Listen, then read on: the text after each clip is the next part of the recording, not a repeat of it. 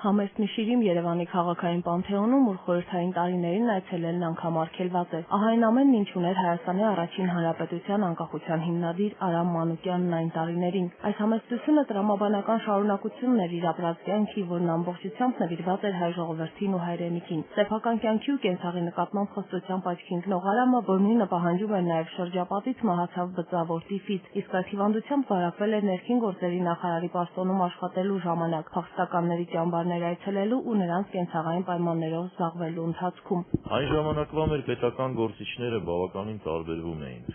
այն պատկերից, որն ունենք այսօր։ Կարծում եմ, դժվար պահին ժողովրդի հետ լինելու ավելի լավ օրինակ եւ որևէ մեր պետական գործիչ երբեք չի տվել։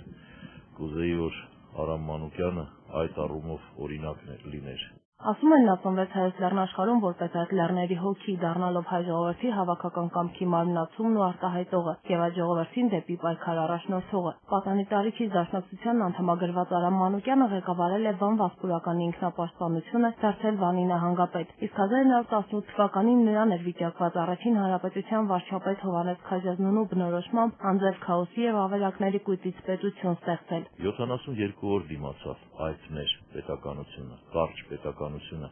որը նախորդեց առաջին հանրապետության ստեղծմանը։ Եվ այդ 72 օրերի ընթացքում Արամ Մանուկյանը եւ նրա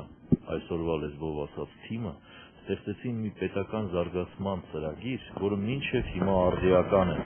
Ցավոք Արամ Մանուկյանը խորհրդային ժամանակաշրջանում անհայտ մնաց ժողովրդի համար, քանի որ իր իսկ կերտած պետության սահմաններում երկար տարիներ արգելված էր խոսել նրա մասին։ Այսօր, երբ նման արգելքներ այլևս չկան, անհրաժեշտ է նրան հիշել ամեն վայրկյան։ Երբ այսօր մեր ժողովուրդը ընտրության առջև է, պետք է նաև հասկանա, որ բարոյական արժեքների կրող կազմակերպության, կուսակցության ներկայացուցիչն է ավելի վստահելի եւ կարող է շարունակել Արամ Մանուկյանի գործը։